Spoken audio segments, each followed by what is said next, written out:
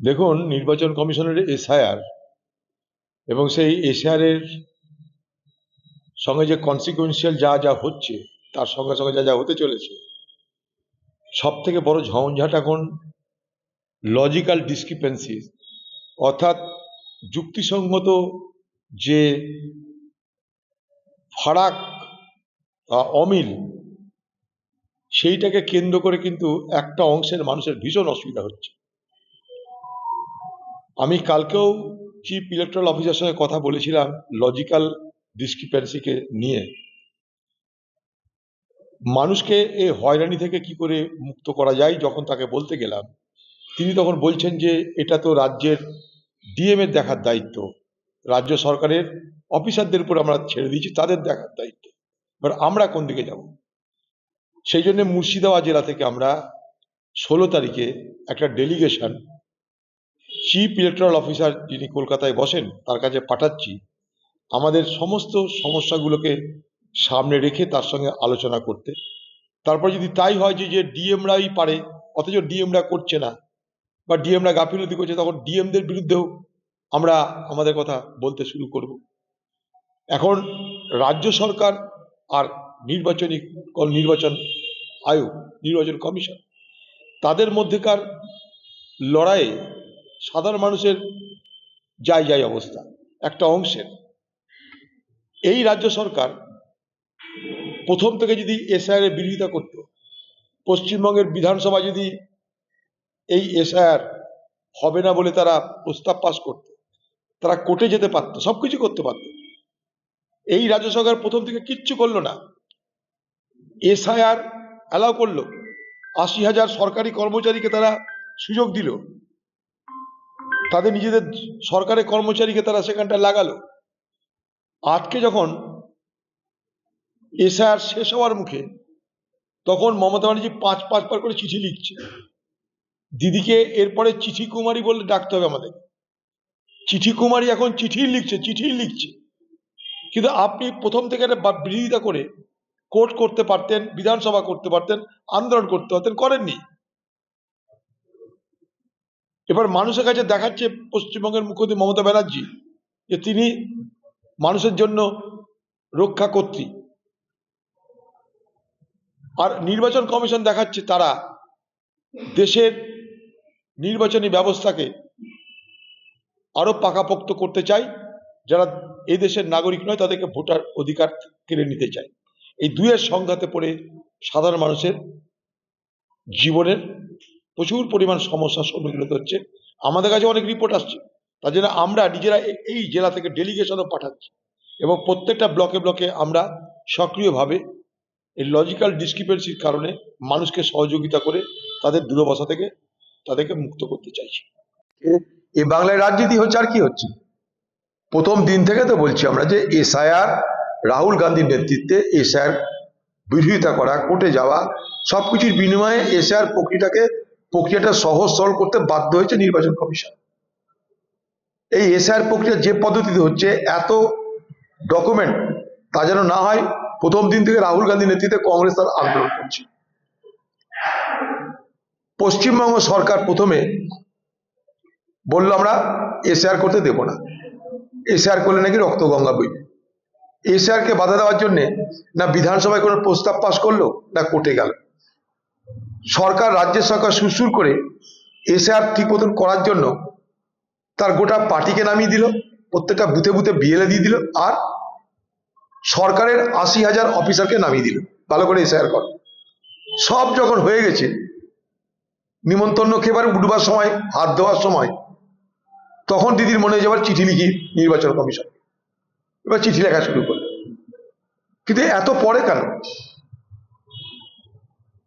আজকে সেই এসআইআর কে কেন্দ্র করে পশ্চিমবঙ্গের মুখ্যমন্ত্রী তার সরকারের যত অপদার্থতা সব ঢাকার চেষ্টা করছে। রুটি রুজি, শিল্প, কাজ কাম, তা নিয়ে আলোচনা নাই। আর তৃণমূলের নেতারা যার সঙ্গে পয়সা খেয়েছে, যার সঙ্গে বাটপারি করেছে, ছেঁচড়ামি করেছে, সেখানেও এই এসআইআর কে সামনে রেখে তারা তাদের নিজেদের দোষ, তারা তাদের নিজেদের অপরাধ ঢাকার চেষ্টা করছে। তাই এসআইআর কে সামনে রেখে এই বাংলায় মৃত্যুর খেলা চলছে, চিটিংবাজির খেলা চলছে, আর সাধারণ মানুষের ঝঞ্ঝাট বাড়ছে। আমরা 7 জনে ঠিক করেছি এই এসআর কে, এবং আজকে যে লজিক্যাল ডিসক্রিপেন্সির কথা বলা হচ্ছে, এটা নিয়ে নির্বাচন কমিশনের সঙ্গে মুর্শিদাবাদ জেলা থেকে একটা প্রতিনিধি দল আমরা পাঠাচ্ছি। কারণ নির্বাচন কমিশন বলছে ডিএম দেখবে বা অন্যান্য অফিসার দেখবে, যদি তাই দেখে তারপরে তাদের কাছে এসে আমরা আমাদের দাবি করব, আন্দোলন করব। হ্যাঁ, শুনেছি। আমি তাদেরকে আমার কাছে আসতে বলেছি, চেষ্টা করব আমরা নিখোঁজ না কি হয়েছে জানার চেষ্টা করব। এরকম তো হচ্ছেই। আমি কালকেও গেছিলাম রানীতলায়, এই ভগবান গোলার দিয়ে, সেখানকার একটা ছেলেকে মহারাষ্ট্রে মেরে দেওয়া হয়েছিল। পরে জানলাম বাংলাভাষী হিসাবে মারেনি, তাদের মধ্যে দুটো শ্রমিকের মধ্যে বিরোধ থেকে মৃত্যু হয়েছে। তবু আমি সেখানে একটা যে লোকাল এমপি তার সঙ্গে কথা বলেছি, তাদেরকে বলেছি যে সেই পরিযায়ী শ্রমিক যে মারা গেছে, যে কোম্পানির আন্ডারে কাজ করতো, তাদেরকে বলে তাদের যেন আর্থিক সহযোগিতার ব্যবস্থা করা যায়, সেই জন্যে তারা যেন চেষ্টা করে। এমপিকে আমি বলেছি, ওদের বাড়ির সামনে দাঁড়িয়ে বলেছি।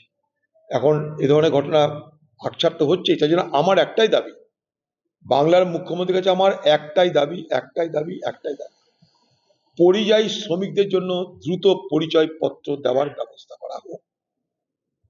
পরিযায়ীদের জন্য পরিচয়পত্র, এটা বাংলার মুখ্যমন্ত্রী দ্রুত বাংলার পরিযায়ী শ্রমিকদেরকে প্রদান করুন। বাংলার পরিযায়ী শ্রমিকরা অনেক অংশে তারা নিরাপত্তা পাবে এই পরিচয়পত্র তাদের হাতে থাকলে। 6 মাসের মধ্যে যদি সড়ক খারাপ না হয়, তাহলে দিদির দলের লোকেরা খাবে কি? সমস্যাটা এই জায়গাটাই। সড়কের কাজ দেওয়া হবে চুরি করার জন্য। দিদির দলের লোকেরা কন্ট্রাক্টর, তারা সেখান থেকে চুরি করে তাদের পকেট ভারী করবে, সংসার চালাবে, গাড়ি বাড়ি কিনবে, মানুষ মরুক। তাদের এখন যে রাস্তা একবার তৈরি করা হয়, সে রাস্তা যদি বছরের পর বছর ভালো থাকে, তাদের তো কামাই বন্ধ হয়ে যাবে। দিদি তার ভাইদের জন্য কখনো কামাই বন্ধ করতে পারে? তাদের তৃণমূল পার্টিটা উঠে যাবে।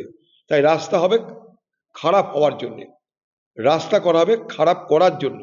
রাস্তায় সেই মেটেরিয়াল দেওয়া হবে যেগুলো যাতে বেশি দিন না টিকসই হয়। কারণ আবার রাস্তা আবার চুরি, আবার রাস্তা আবার চুরি, আবার রাস্তা আবার চুরি। করুক না, আমরা তো চাইছি যে কেন চুরি হলো খোকাবাবুর দপ্তরে, খোকাবাবুকে রক্ষা করতে কেন মুখ্যমন্ত্রী ফাইল নিয়ে পালাচ্ছে? তদন্ত হোক। কে মানা করে তদন্ত করতে? কিন্তু ইডি তদন্ত তো শুরু করে, তদন্ত শেষ করে কি? এই ইডিকে তাই আমি ইডিয়েট বলি, কতবার করে বলবো? এদের কথাতে আমার না আছে ভয়, না আছে ভরসা। দেখুন, আমরা মনে করি প্রত্যেকটা রাজনৈতিক দলের, তাকে আমার ভালো লাগতে পারে, খারাপ লাগতে পারে, প্রত্যেকটা রাজনৈতিক দলে তার নিজের বক্তব্য রাখার অধিকার আছে, আর সে বক্তব্যের বিরোধিতা করার অধিকার আছে। কিন্তু ওকে গালি দেওয়া, অপমান করা, বেইজ্জত করার অধিকার কারো নেই। আমরা পশ্চিমবঙ্গে সেই রাজনৈতিক সংস্কৃতি চালু করার পক্ষে, যেখানে আলোচনা থাকবে, সমালোচনা থাকবে, বিতর্ক থাকবে, কিন্তু গালিগালাজ থাকবে না, সন্ত্রাস থাকবে না। সে সন্ত্রাস দৈহিক হতে পারে, সে সন্ত্রাস ভাষার সন্ত্রাস হতে পারে। সেই সন্ত্রাস মুক্ত বাংলাকে আমরা গ্রহণ করতে চাই। দেখুন, পশ্চিমবঙ্গের আসানসোল, রানীগঞ্জ, ঝরিয়া, এই যে বেলটা, এটা হচ্ছে কয়লার উৎপাদনের সব থেকে বড় এলাকা। অনেক হয়তো জানেন না, অবৈধভাবে কয়লা বার করার কারণে উপরে মাটি, উপরে রাস্তা, নিচে কিন্তু খালি হয়ে আছে, সব কোকলা হয়ে আছে। তাই যখন তখন সেই সমস্ত এলাকায় দুটো জিনিস হয়, এক হচ্ছে ধস নামে, আরেক যেখানে সেখানে আগুন দেখতে পাবেন বার হচ্ছে, মানে মাটির তল সেখানটায় জ্বলছে ওই সমস্ত বেল্টে। আর যেহেতু অবৈধভাবে বৈজ্ঞানিক পদ্ধতিতে কয়লা না খনন করে অবৈধভাবে কয়লা মাফিয়ারা কয়লা তুলে নিচ্ছে, তার পরিণামে ধস স্বাভাবিক ঘটনা।